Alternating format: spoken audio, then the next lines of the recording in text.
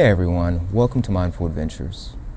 So desire is probably one of the most strange phenomena in our human experience. And I think that most, if not all of us, could agree that whether it's the desire for food, for sex, for money, for power, for comforts, that once we get what we think that we're looking for, it seems like that goalpost reappears as something else in the future.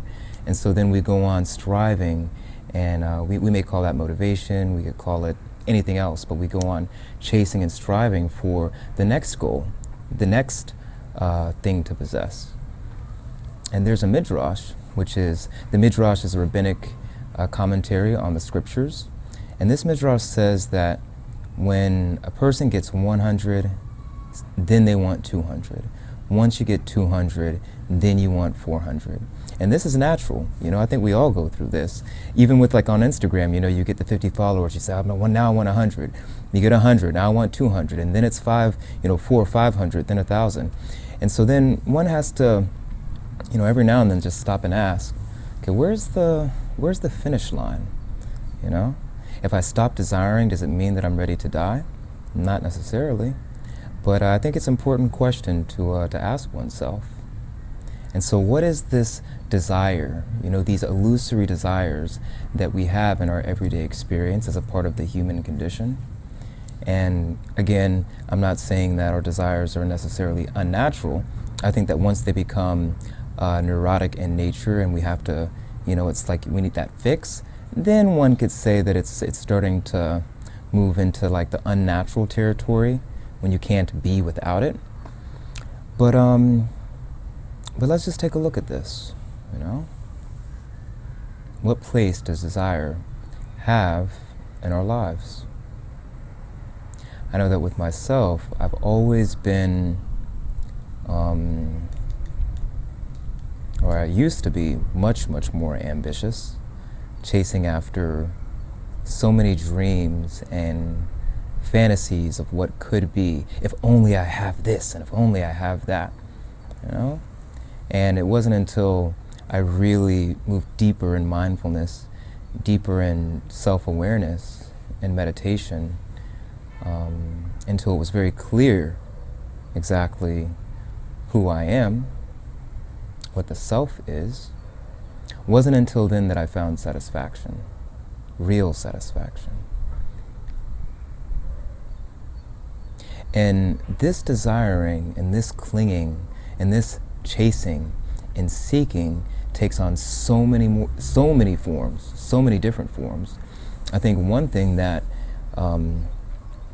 we can see is that even when it comes to spirituality, desire has its place.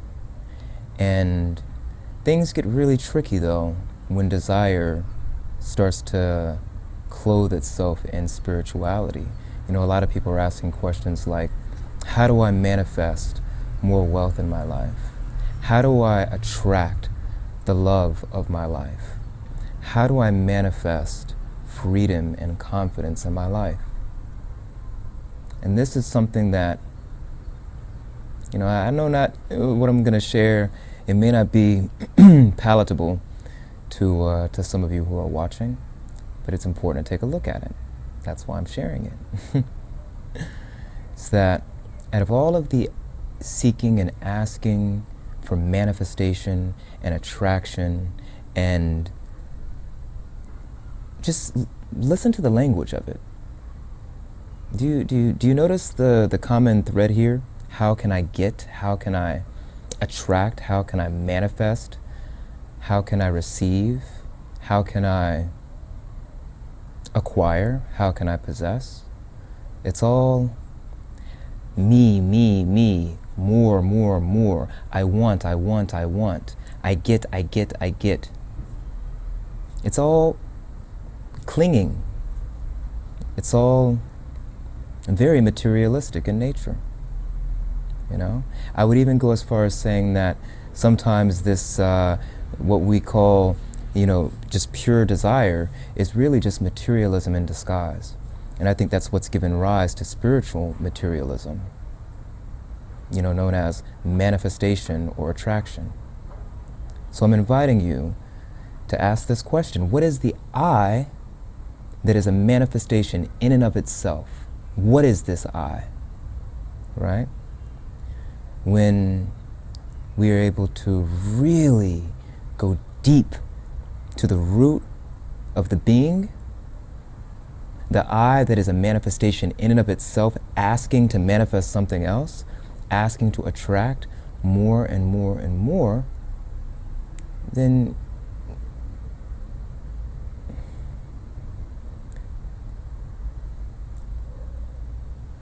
is it greed? Is it just more materialism in the guise of spirituality? It requires being watchful and very alert and honest, transparent, not with anybody else. It doesn't matter if you go run to somebody and say, oh my gosh, I've been so materialistic and now it's coming out. It's not about running to confession. It's about being honest with oneself, right? This is the thing that there's many beautiful things that can come out of affirmations and learning about the law of attraction and manifestation and all of these different appearances of what being spiritual has evolved to today. But when one is clear on this I that is a manifestation in and of itself, from where does it manifest from and where does it return to, then the idea of manifestation is damn near irrelevant. What is there to manifest? What is there to attract?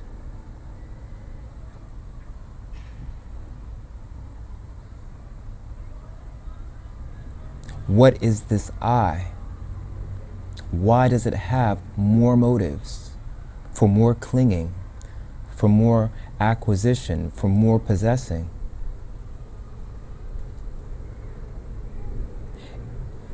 And I know many have seen that after years and years and years of this so-called manifestation and attraction, they're further away from themselves than they would have been without stopping, being still, and knowing this one. From where does the I arise and return to? That's the question. Not how can I get, right? You know, whether it's in the guise of, even with inner peace, I've seen this with myself. Oh, how can I get inner peace?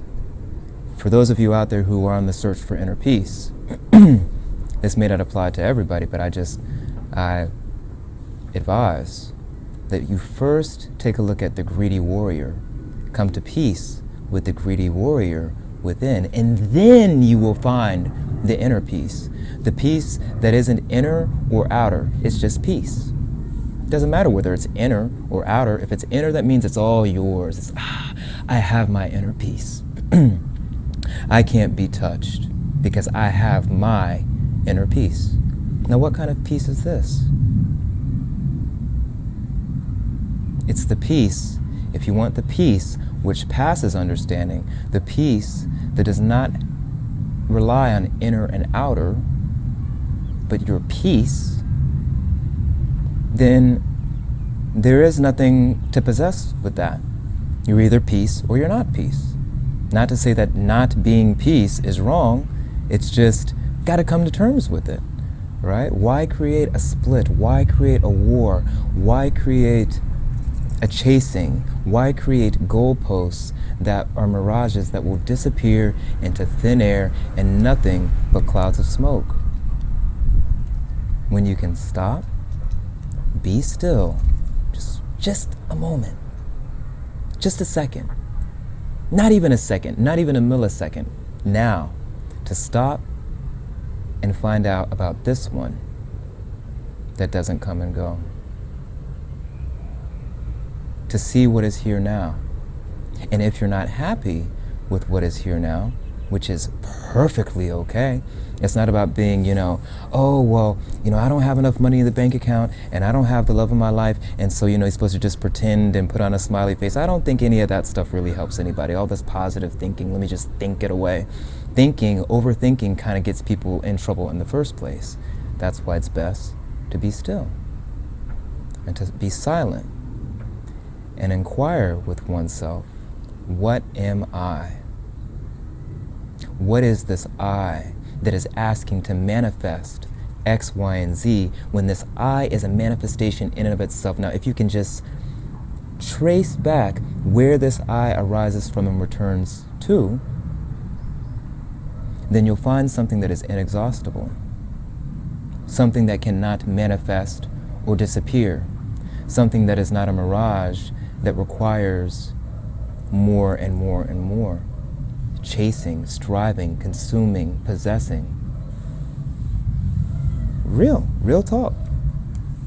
I know it doesn't sound so nice, but not everything has to be fluffy, This is how one can really cultivate spiritual maturity, is to be honest with oneself. What is it that I really want? Satisfaction. To be satisfied with one's lot. This is the wealthy one. To be satisfied. Not to say that there's anything wrong with desiring, having a desire to sleep a little bit more, to eat a little bit more.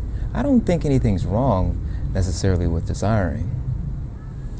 But, I was speaking with a friend last night and she said something I loved it. She said, Ariel, she said, nowadays, everyone seems to have their wants and needs backwards. It's all mixed up, Like an admixture of truth and falsehood, you have the same thing with wants and needs. All of this stems from a misidentification of the true desire. Not being honest with ourselves, really, about what we really desire. Do we desire freedom? Do we desire satisfaction? Or do we desire power, manifestation, attraction? Attraction? If you're not familiar, if you don't know the I that is a manifestation in and of itself, and you're speaking from this I in this place to attract something for something else that you don't even know, then it's just self-deception. Really. Self-deception. And so I'm inviting you to explore that, however long it takes. Whether you're sitting in meditation, you're contemplating, where does this desire come from? I want to manifest the love in my life. Are you love? Is your nature love? Or is your nature possession and greed? I want to manifest inner peace in my life. Okay, beautiful. I like it. Have you made peace with the inner greedy warrior? If not, then you may not be ready for peace, the peace that you're seeking. So just to sit and inquire, what is it that I really want? Affirmations can help. But I say that if you can sit in front of the mirror and read an affirmation and affirm that which you may not be in this moment, you're affirming that which you want to be, then one should also be able to confirm that which you are resisting and confirm that which you may be denying. Package deal. Not half-half, chetzi, it's package. Comes together as one. If you can affirm, okay, I am love. Okay, so now let's see, are you resisting hatred in your life? If you're resisting hatred, then confirm with oneself, now what am I resisting? Bring your awareness to that. And this is where things can really get a little bit tricky, because I know really from experience how painful it can be, or it can appear to be, to face oneself so directly that not focusing on all the things that can cover up, like what you really want, what you want, but all of the things that are being denied. You know, whether it's pain or trauma inside that hasn't been healed. There's plenty of people on this platform, other platforms, you know, I'm sure in your local communities, who specialize in, you know, on healing from pain, healing from trauma. These are some beautiful beings. This is spiritual work, right? Not how can I manifest love in order to avoid, excuse me, my hatred. It's, let me just go ahead and heal that inner child. Let me just heal the things inside that have produced sadness or hatred or pain. And then you won't have to avoid or manifest anything. You'll be centered in oneness and wholeness, complete as you are. May all beings know and abide in satisfaction. Namaste.